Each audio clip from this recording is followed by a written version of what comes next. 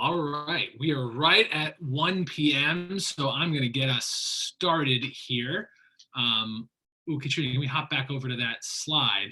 I'm Chris Wink. I'm the CEO and co-founder of Technically. Hopefully, some of you have been here throughout the day. We are about to begin our What Now for Corporate Innovation conversation. We've seen a huge range of company types throughout this morning today, and we'll continue on. We also have 2 p.m. and 3 p.m., 3 p.m. and 4 p.m.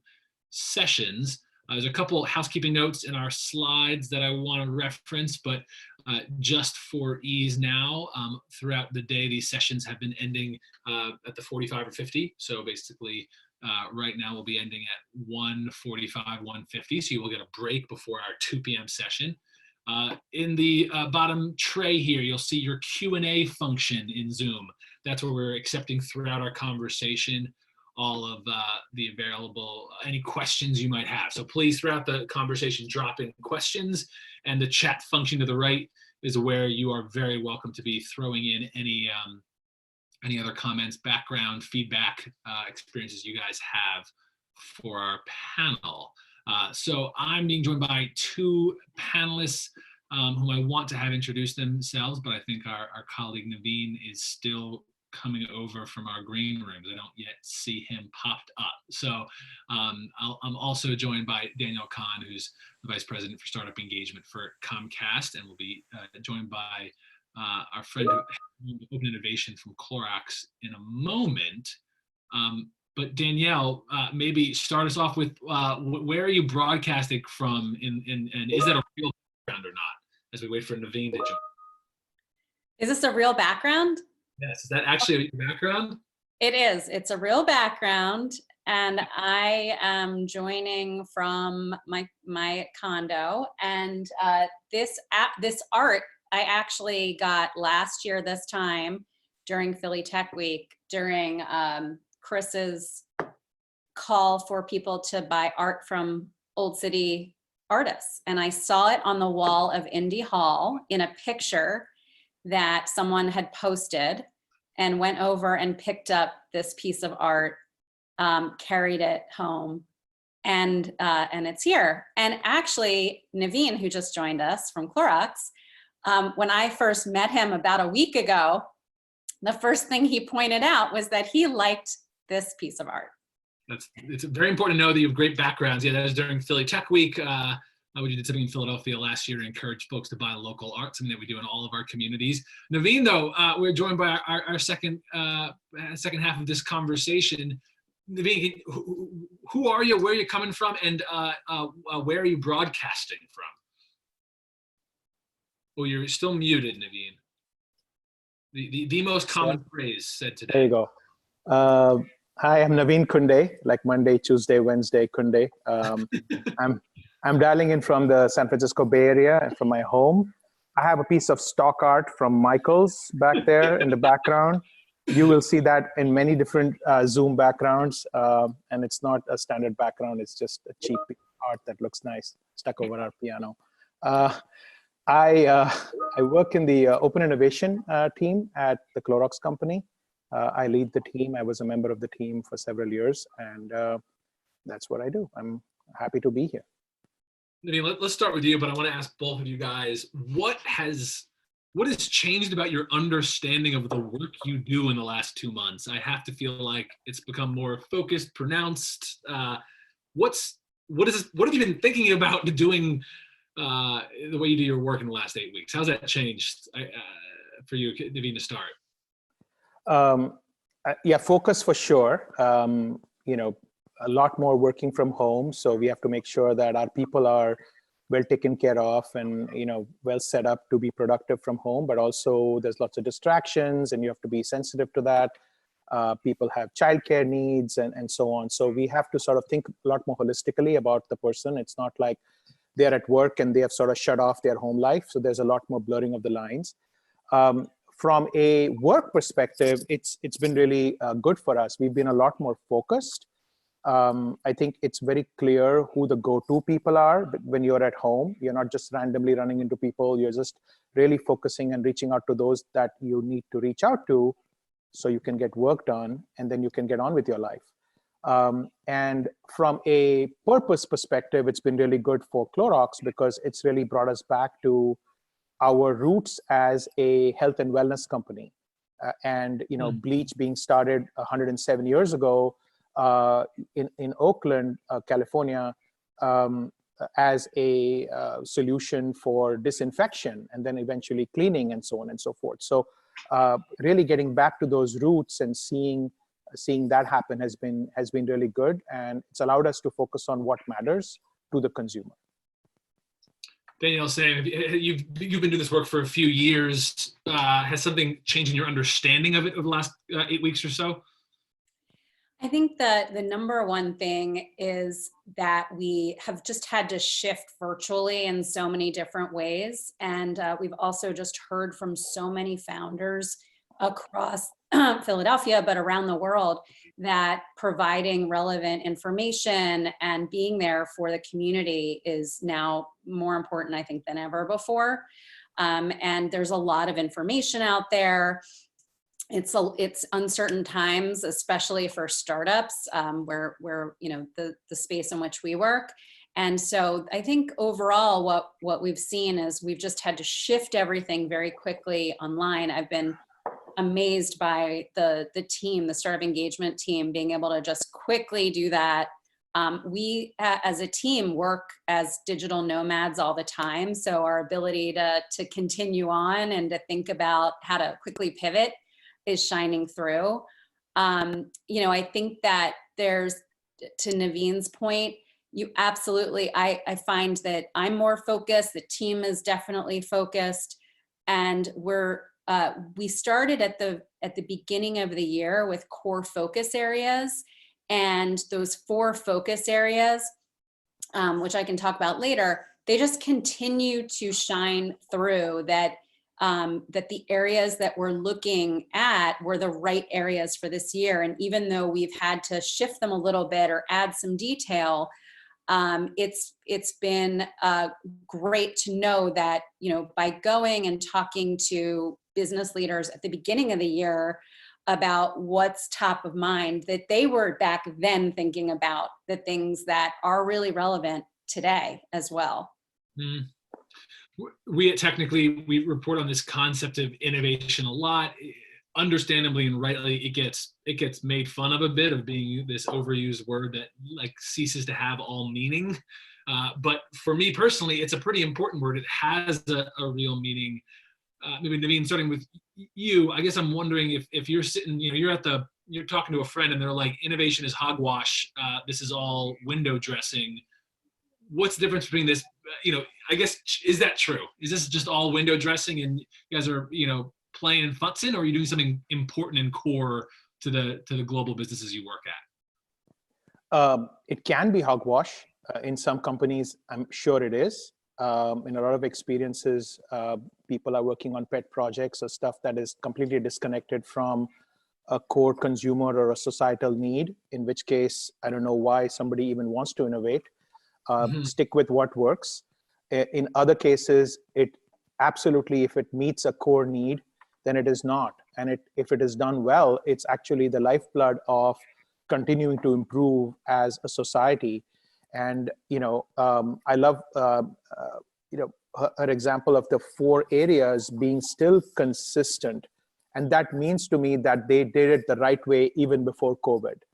And I find that the good corporate innovation groups or innovation or whatever you want to call it, have that, where they are consistently focused on where the world is going. They're looking at their internal needs and strengths and the external markers of what is needed. And they are mashing those to create these areas. And then they're open to wherever the best solutions come from once those key problems are framed up and identified. A good corporate innovation group will always do that. The ones who don't are essentially solutions looking for problems, or they have some idea out there that they're just trying to push, or companies that have sort of lost sight of who they are or why they exist to begin with. You can also start doing stuff that totally doesn't make any sense. Danielle, I've seen kind of firsthand you doing this work at Comcast. A poll question's coming up that I want to reference in a sec, but I'm going to come to that in a moment. So let's leave the poll question up. Danielle, before I get to that poll question, I've watched you do this yourself in Comcast. How do you go from it being like window dressing to you trying to build in the DNA of what you do and why it's core to business? Yeah, it's a great question. And our team was created about 5.5 years ago, 6 years ago, when the Comcast Technology Center was first being built. There was a line in a press release that said Comcast was also going to have a space for startups to work with our company.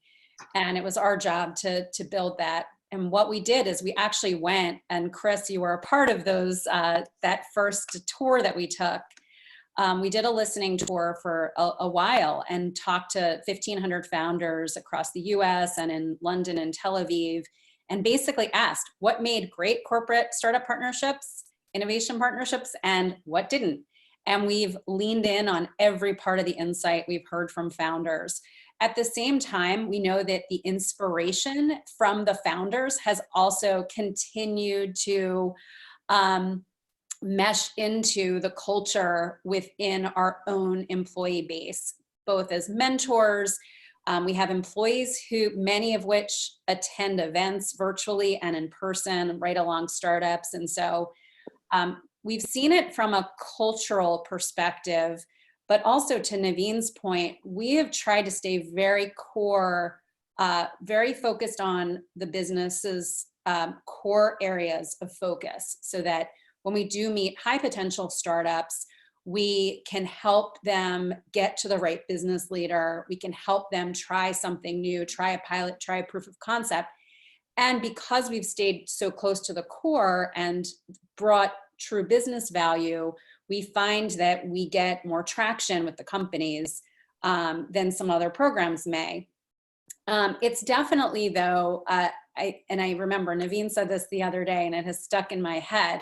Businesses of all shapes and sizes are only created to serve customers, right? That's the point of them. And so today, with what's happening in the environment that we're in, it's now more important than ever that if you are a startup that's pitching into a company, or you even are inside a company pitching your idea, that it has to be a must-have. It has to be relevant. And they're really, it is very, very focused right now. I want to remember, we had that poll question up again. I'm not sure if we can bring that up again, or if folks were already voting on it. Okay, so here's already our results. So I didn't get to, so my 10 plus years of reporting on any form of innovation, usually for me it's proxy about new thinking. So it's coming at either cross-team collaboration, it's experimentation. That's how I've used it. Can we get the poll results to stay up? I want to reference, so for me, the what's happening right now at a real period of dramatic change, it's interesting to know, do you do more of that collaboration or less of it? Some core functions are gone, some are more prominent. I'm wondering if we have a case study from each of you. Last 8 weeks, has something like been thrown in your lap, or something come up that was not relevant to you in January that suddenly was very relevant? And can we get into the details of what happened? Navin, maybe just starting with you, something that's come into your hands the last 8 weeks, and maybe walk us through what that was like as kind of a journey that others might learn lessons from.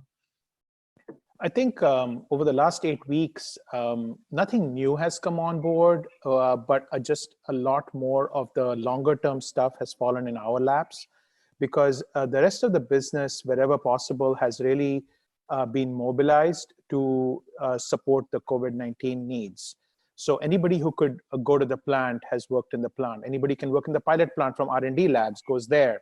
Anybody who's in the corporate innovation team who could go in the R&D labs is working in the R&D labs, which means those of us managers who are, basically overhead, are doing more of the individual contributor work, from a few years ago. So we've all been stretched because we are trying not to lose sight of the long term. While meeting the short-term needs, you cannot lose sight of the long-term bets that you have made with reason and in a very rational way.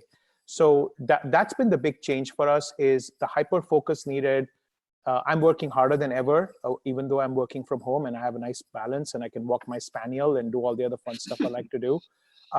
But I think that is the big change. The other thing is all the resistance to digital stuff has just fallen away, right? Nobody's going to push back on digital right now. We've been asked to bring forth digital ideation tools. We've been asked to do crowdsourcing using digital instead of in-person sort of ideation sessions and so on.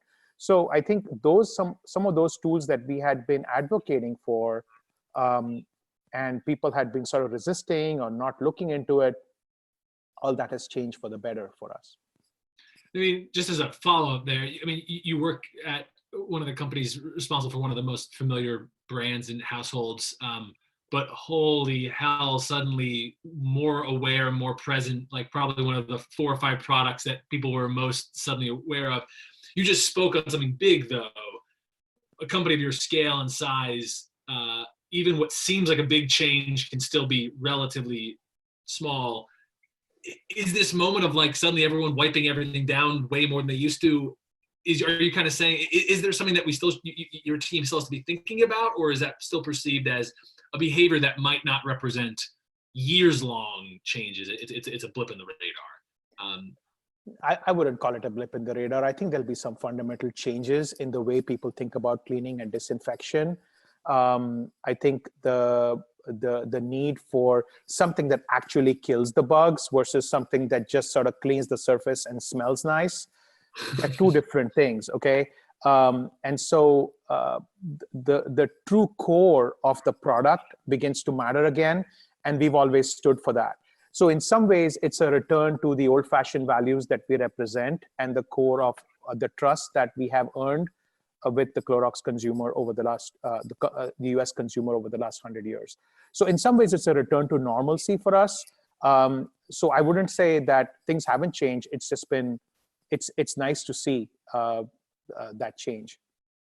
In the back half of our conversation, I want to pull out a bunch of lessons that you guys are going through, both in your teams that might be small and focused, and your wider units or organizations that others in the audience might come from. So folks, if you guys do have questions, use the Q&A function. I'll begin looking at those really closely. So use that Q&A function. But Danielle, before I do that, I wonder if is there some case study, something that's happened last 6 to 8 weeks that's a good example of what your work looks like and what others can learn from it?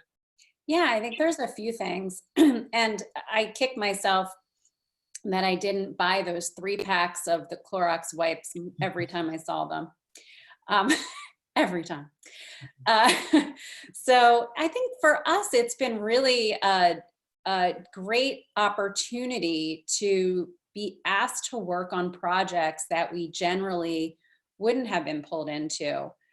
Because people are looking throughout our whole company at solutions. And so there isn't necessarily one solution for doing something. And so at this point, a project might be toward the end and they've done the research on what it is that they're looking for. And then instead of thinking, okay, we're going to build it ourselves, I think there's definitely more of an appetite for let's find a solution. It absolutely could come from outside. And we've been a company that's thought that way for a very long time. But now it seems like I think people are even more open to trying many different solutions at the same time and doing A/B testing. So definitely seeing that. And we've been, I'd say a very specific example is our accessibility team. We had been lined up to do a project with them, it's called Liftoff. It's a call for startups.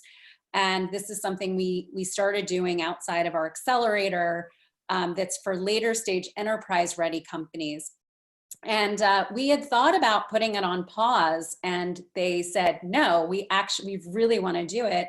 And we moved our whole workshop virtually. We quickly learned all the tools that we had dabbled in before, but we're really learning and leaning in. And then the thing that we found most exciting is we were able to get people from across our company in different parts of the world quickly to join a session together. And it was a great discussion. It was a very diverse discussion. It had a lot of different points of view. And so We expect that that's going to be definitely part of our new normal moving forward. I think another piece that just is another example is we have an idea for doing an online virtual session with the subject matter expert, and we can spin that up in 2 emails. We don't have to worry about, like, can someone come to our space, do the talk? As someone who comes out of the travel industry and the meetings industry originally, I know that people will still get back to wanting to travel. They will still want to meet. But I'm hoping that what this will do is expand digital audiences like this today who can hop in and learn something. And it doesn't mean that that's going to change every event or cancel in-person events in the future. But it actually, I think, is just going to open up minds and audiences and the innovation mindset even more. Can we linger on that for a second? I'm wondering, both of you, is there something over the last 8 weeks that has changed, that has lit up your brain to say that's the way it's going to be, and that's not going back? That new change is remaining? And maybe Danielle, you've even alluded to it, but yeah, Navin. Yeah, I think it's hit me hard that there are some people who will definitely need to be in the labs and in the plants, and there are others who may never need to go back to the offices, right? And in some cases, the digital collaboration works really, really well. The other thing I'm wondering about, and I don't have a lot of proof points here, but this is a hypothesis of mine, is that a lot of digital collaboration is valuable for maybe a smaller or a medium-sized problem. But I'm truly wondering if for the really big problems, the really juicy big problems, we will need the trust that comes from long-term relationships, that as human beings, we need to have that interpersonal connection. And not everybody can connect, digitally. They need that physical connection. Yet there are people that we would want to engage physically. So I do see a return, at least in some very key areas when you're really tackling those big problems. So I'm hoping that, the conference where you go to and you're making that eye contact with somebody and looking at someone in the face doesn't completely go away. Also, I went to a bucket list safari to Tanzania last year, and I did a lot of digital learning and reading and all that, but the actual experience of being there was like orders of magnitude, more fulfilling. So yes, I do see people going back to travel and the human experience, though digital will take you there and let you sort of focus on what is truly needed and what's sort of like, I don't really want to go do that. Mm. And I would just say personally, as someone who has parents who are in a retirement community, I think now more than ever, getting people connected who need it in the way that they communicate, so video is very overwhelming for my parents. And I've actually stopped doing that. I was FaceTiming mostly for myself because I wanted to see them. And so I might FaceTime for a minute, but then we just go onto a phone call. And I think that ties back to, like personal experiences. And so what's going to change is people really want to communicate in the way that works for them. So this work from home might work for me. It may not work for someone else, to Navin's point earlier, whether that's based on their job function or the way that they function. And there's, I think, just the personalization of this is definitely going to be something that people will still work on. I am convinced, though, that in-person experiences are still incredibly important, to Navin's point of building trust and relationships. But it's good that we're in a time now, at least, where the online, and I'm very proud of our company for keeping people connected to their family and their work when they need it most. Because could you imagine right now if we were in this situation and that wasn't the case? It'd be a different scenario. Yeah, we switched to a high bandwidth Comcast Xfinity a few months ago, and I'm so happy we did. Thank you. Because we need every bit of that bandwidth right now. All the kids on all their tablets and everybody on it's just been crazy.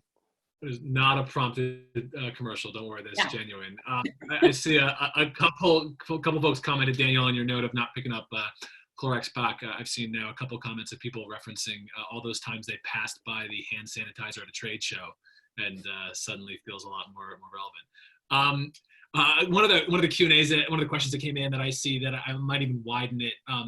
But you guys both work at organizations, and when you're at that corporate level, that have such an expansive workforce, types of employment, ranges of employment, geographies of employment, anything that you guys are seeing within your organizations that you're like find particularly interesting or powerful about how your legions of staff have been directed to adapt to this world, or how you're impacting in your own communities that you're proud of, or just wondering any lessons from being at such expansive workforces. What have you seen that you're proud of?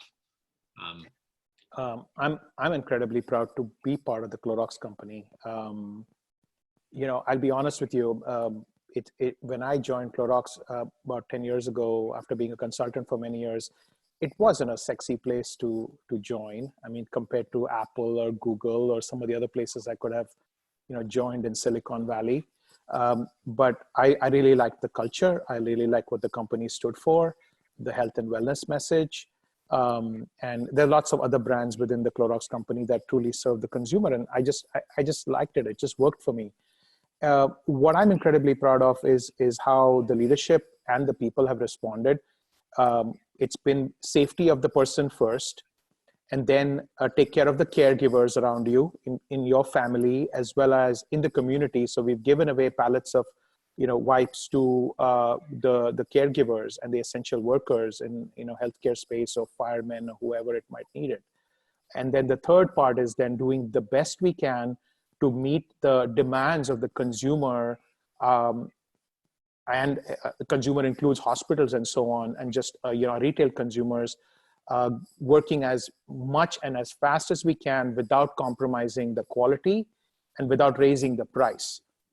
And we are maxing demand right now. We could have raised the price and it still comes down, and we're still making a ton more money and we're still maxing out, but they've chosen not to do that. And that speaks volumes for the type of people that lead us and for our culture. Sometimes when you're in a culture and people are talking something and you're sort of like, yeah, this sounds like everybody else's, glib talk. But when they actually follow through with dollars and cents type of decisions that are the right thing to do, and that's one of our core values, is do the right thing, it makes you feel good that you're part of something bigger. Mm-hmm. Yeah, and I would just add a few things. My mother worked on the same floor as our founder, Ralph Roberts, when Comcast was a startup. I have watched this company grow in Philadelphia to what it is today.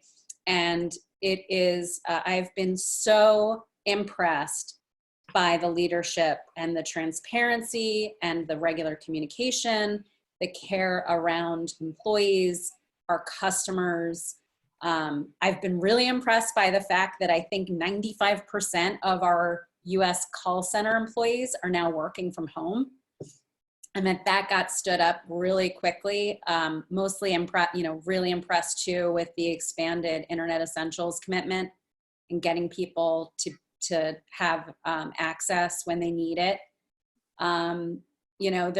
It's just, I think connectivity right now is so important, like more than ever.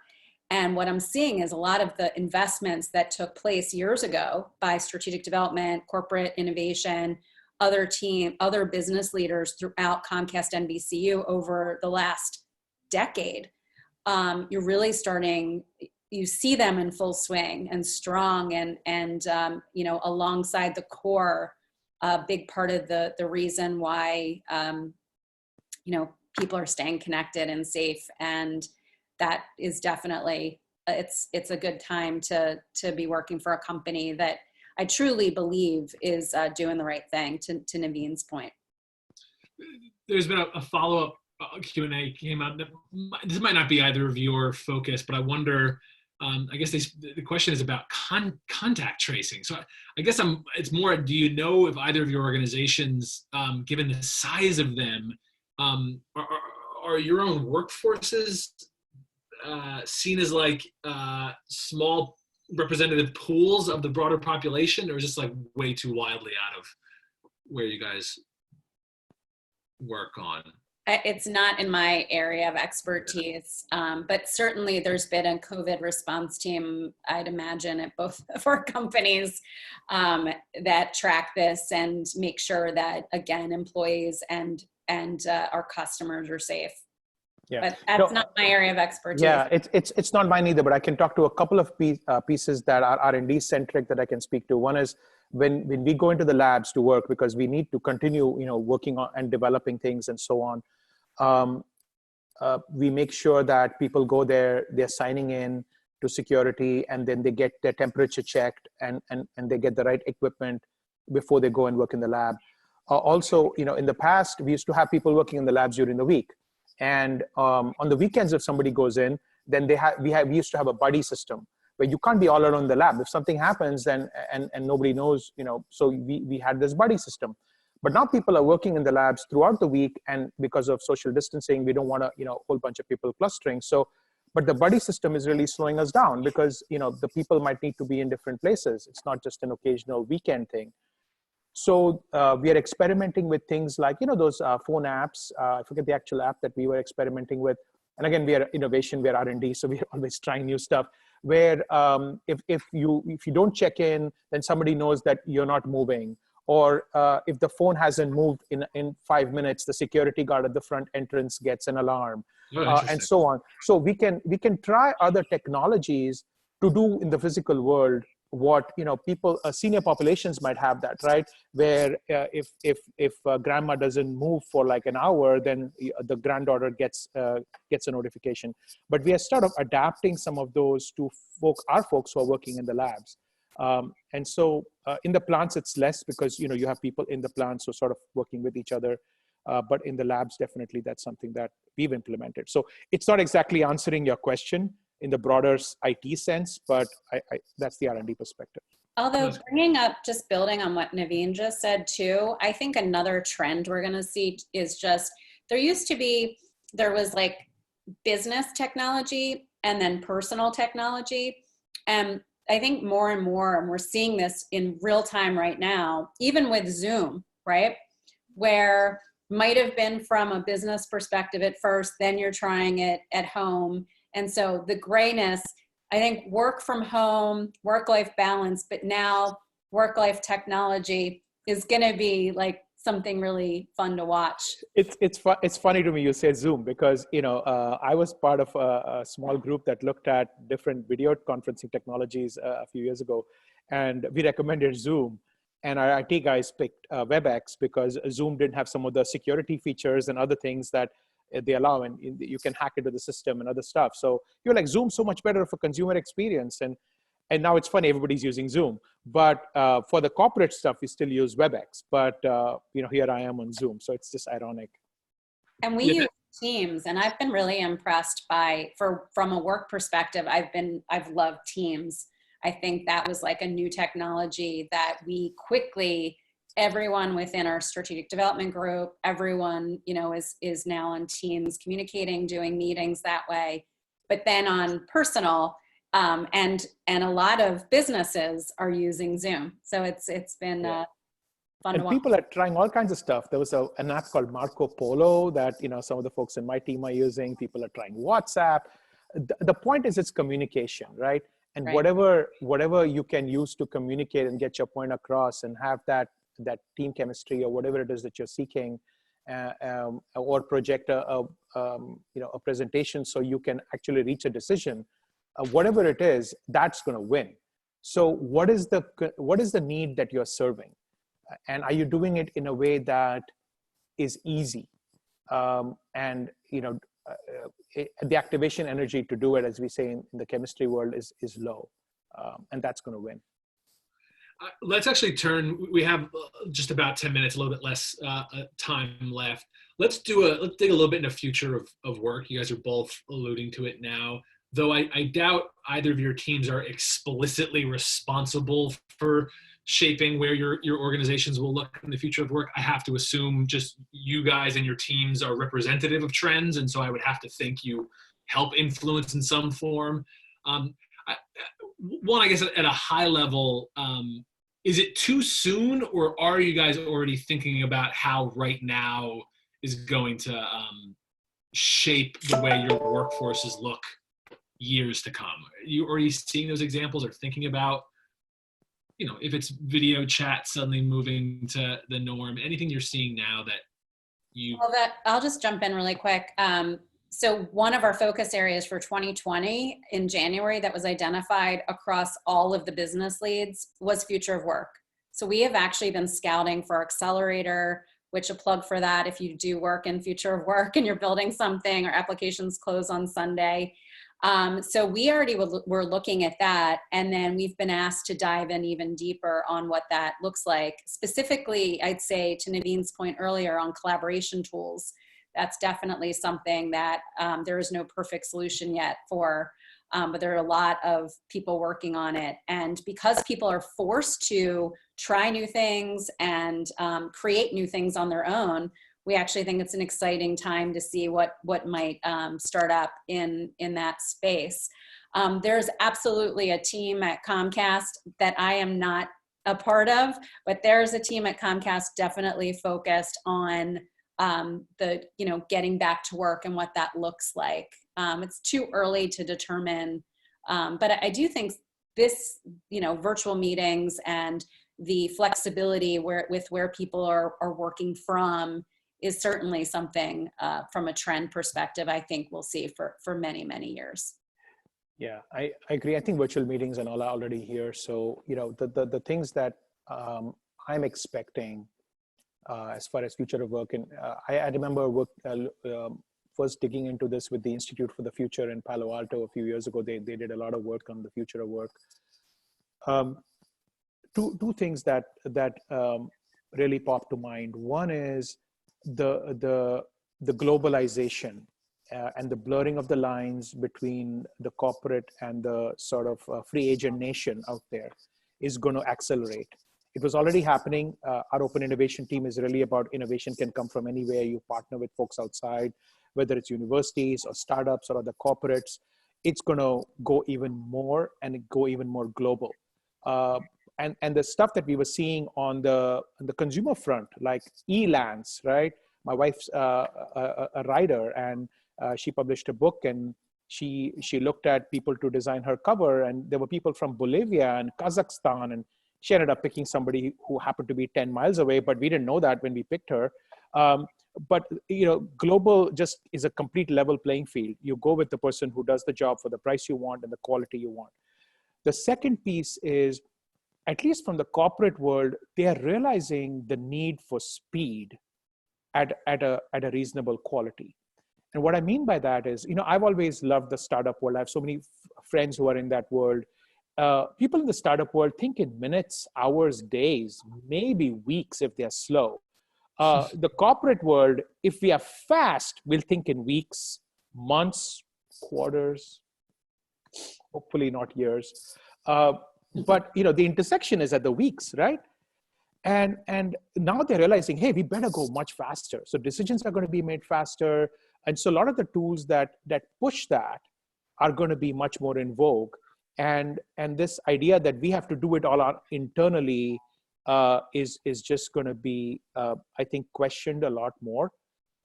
So I'm seeing that open innovation, which we've been doing for several years now, is going to be even more important. But it's coming from needing to get to that final solution and quickly testing it out as fast as possible. Like, don't wait and wait and wait. I mean, by the time the actual problem has morphed, we are solving something that's irrelevant. So you better move fast. And just to build on that really quick, the idea of automation, what can be automated so that the humans can actually focus on what matters most, is something that I think we're all figuring that out. And the two pieces I always go back to, like the core of what I think makes successful leaders, is really collaboration and communication, still at the core. And the leaders of today and tomorrow are the ones that are looking horizontally across organizations, finding people to collaborate with. It doesn't have to be their idea, but they are the curator of that, the facilitator of that. They're helping the best ideas shine bright. And that to me is also going to be something I think as people do hiring in the future is absolutely, you know, could you work in an environment where things were out of sorts and you needed to figure it out, and who you worked with is definitely, I think, on the radar. And that's human. That isn't necessarily around technology, but more of a trend that we're seeing. I perceive corporate innovation and innovation teams in large organizations, both, I mean, as you're saying, working on you know, experiments and things that can change quickly, but at a global scale like your organizations, you are trying things that might be years for further implementation, or might take a while to have like full rollout and be at the scale of your enormous organizations. Is right now the hardest time ever to do that because people are super, you know, scared or focused, or is now the best time in the world to do it because so much has been disrupted and you can kind of like gather people and say, let's try something now? Are you seeing any trend lines in the last couple months? I think the focus has definitely become more short term. I mean, we've gone from thinking quarterly to thinking, you know, over the next week or 2 weeks. And people have gone to, you know, instead of monthly planning meetings, daily planning meetings. So a part of it is reaction to, you know, things are changing so quickly. But part of it is also like, why do we need to wait a whole month, right? And I think some of that will never go away. I think we will continue to connect faster, communicate and collaborate at a much faster clip. I think even the corporate world is going to become more startup-like. And I mean that in a very good way. I love the startup pace of working. Some of the long-term stuff cannot completely go away, but some of the things that are nice to have will fall off. People will start questioning why they are being distracted with some of the long-term stuff, and you better come back with some solid, you know, reasons for those companies who are corporate. And herein lies the opportunity for startups. There'll be a lot more problems to solve that the corporates are not going after. And those corporates, like when we have problems to solve that we just can't do them all because we are a lot more short-term focused or things executing on things that are in our wheelhouse, we'll be a lot more open, and we are a lot more open to collaborating and partnering with those who are working on that. And so I don't see us taking our eye off the problems, but I see us working with others to solve the problems instead of trying to do it ourselves. And just to build on that, the inbounds, we're actually getting inbounds from different business leaders across the whole enterprise saying, hey, if you see something that can solve for this specifically, keep us in mind. And we just had another quick example the other day. Someone asked me for that, and we happened to have a company in our last program that did something like that, but it was specifically in sports. And as you know, sports is on hold right now for the most part, but the use case was actually for something else. And so we helped to prep that company for a meeting that they had that was around taking their technology and how could it slightly pivot to be able to be used for another use case. And they had a great successful meeting yesterday. And so I think it depends on the team and what the team is also working on. Some teams may have a little bit more time to try something new. Others are just hyper-focused. I have to get done what's right in front of me now. And then as long as the companies that, whether you're a startup or you're building something new, or you're even an internal innovator trying to get something done, if it's a must-have and you can demonstrate that it works, there's definitely more of an appetite to at least check it out. I'm going to send us out here in a minute. I'm going to have to skip a couple of the Q&As in the audience section, but something I'd love for you guys to send us off with. Today, all across our sessions is very exemplified by some of the earliest stage companies, under 3 years old, a handful of founders, and quite intentionally, we have voices from some of the largest companies. That's very much the point here, introduces about building better companies in all their forms. Navin, you touched on there's good and bad in both. I think the point here is that no one got monopoly on the right. I'm wondering, as we leave off this, what are some of the lessons that you think the way corporates are adapting right now that smaller companies could learn from, and perhaps something that you guys are looking for earlier stage companies to inspire how you guys are operating? Can you each send us off with something like that? Danielle, why don't you go first? Yeah, I mean, it kind of ties back to what I was saying earlier around collaboration and communication. I actually think that that's a fundamental leadership role. No matter what role you're in an organization, you have the ability to be a more transparent, clear communicator, to lead from wherever, to find other people to collaborate with. And it doesn't matter if you work in a small company. It's actually easier if you are in a startup to do this. And so I actually think that that's just a good skill set to have. You're also, as I think Navin said, you become a go-to person because you also have a view into what's happening beyond your own little silo. And so you become a go-to person who can help other people to connect to others in the company, again, no matter what size it is. And we're always learning from startups. And so just staying, hyper-focused, looking at all the budgets, where can we trim, what can we do faster? We're always learning from startups as well. One of the things that I would advise people to do is be laser focused on the problem you're trying to solve, and don't, push solutions. It sounds so basic, but don't just make your solution fit a problem, but really think hard about the problem. And the actual problem is really hard to nail. Even when you talk to somebody in the corporate world who might, want to work with you, they may not always have their problem defined correctly. So you got to keep asking in multiple ways to really make sure you're laser focused before just running off to solve something.